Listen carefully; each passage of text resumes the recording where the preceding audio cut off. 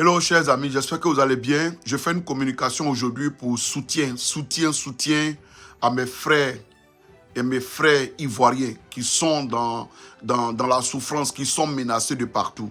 Pour ceux qui ne me connaissent pas, je suis communicateur et nous parlons aujourd'hui de la Côte d'Ivoire. Oui, nous parlions de la Côte d'Ivoire. Ce pays-là aujourd'hui qui a pris un virage très dangereux. Oui, parce qu'on a eu le malheur de croiser quelqu'un sur notre chemin qui s'appelle Alassane Draman Ouattara. Je le dis à visage découvert. Oui, aujourd'hui, les Ivoiriens sont pourchassés pour la vérité qu'ils disent.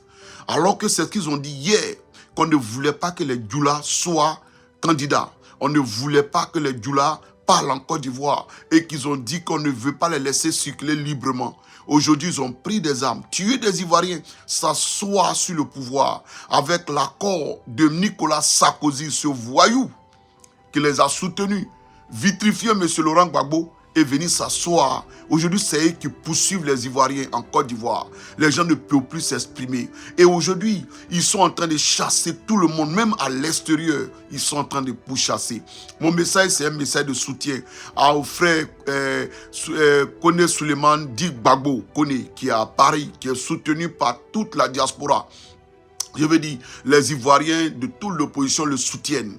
Oui, Kone Gbagbo, courage à toi et je soutiens le PPACI personnellement. Et tous nos amis communicateurs au niveau de la diaspora aux États-Unis vous soutiennent dans cette lutte.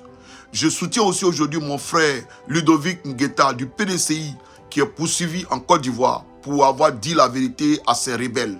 Vous voyez, c'est ce que j'étais en train de vous dire. On a vu un soi-disant ministre de la communication venir faire une communication pour dire que lui n'est pas au courant qu'il y a un ministre qui a insulté le président Thiam, qui l'a traité d'étranger. Vous voyez à quel niveau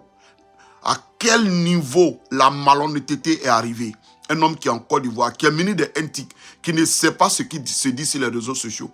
Quand ce n'est pas eux, quand c'est les autres, eux, ils méritent la prison, ils méritent la mort. Mais eux, ils peuvent se permettre de dire ce qu'ils ont envie de dire. Il était tout dernièrement dans une région, ici à Genesais, pour dire que le PDCI, c'est un parti tribaliste, c'est un parti xénophobe. Oui, c'est ce qu'ils ont dit hier. C'est ce qui les a poussés à prendre les armes. Ils ont pris des armes et ils ont fait passer M. Soro Guillaume sur toutes les chaînes en Europe pour dire que c'est face à la dictature, la révolte est de droit. Voici leur raison. Et comme nous, on refuse de prendre les armes, comme eux, ils préfèrent nous tuer. Ils préfèrent prendre l'argent des contribuables, prendre le kérosène, prendre des avions, l'avion de la Côte d'Ivoire, venir chercher les Ivoiriens à l'extérieur et aller les tuer. Et nous n'allons pas nous taire. C'est la même chose qui s'est passée au Burkina. Vous avez tué Thomas Sankara. En 87, je parle des Européens et tous ceux qui étaient complot, mais il y a un nouveau Thomas Sankara qui est né hier.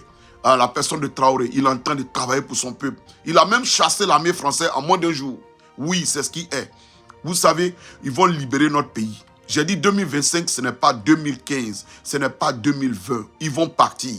C'est de la manière ils veulent partir qu'ils sont en train de provoquer. Je répète encore mon mot. Il y a eu un homme qui a changé de camp, qui est versatile, à Montano, qui a dit un Ivoirien ne ferait pas ce que Alassane Draman Ouattara nous fait.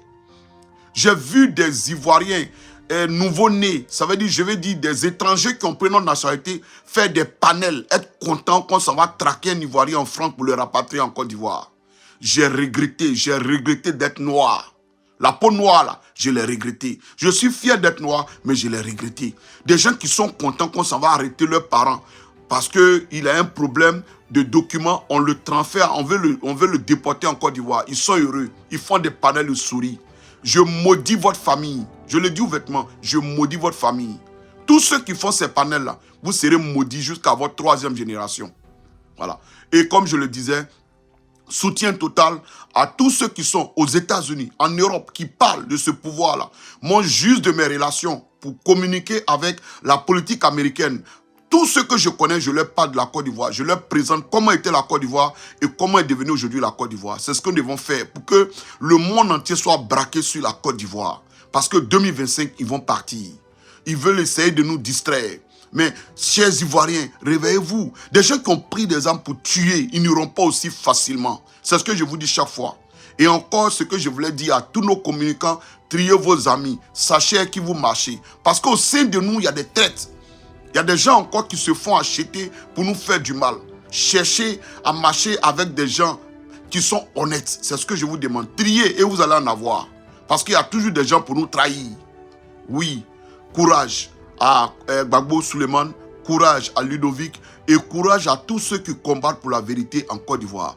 Je suis de cœur avec vous et le combat continue. Oui, haut les cœurs, chers Ivoiriens. Le combat continue. À très bientôt. On fera encore une autre vidéo demain matin. Merci.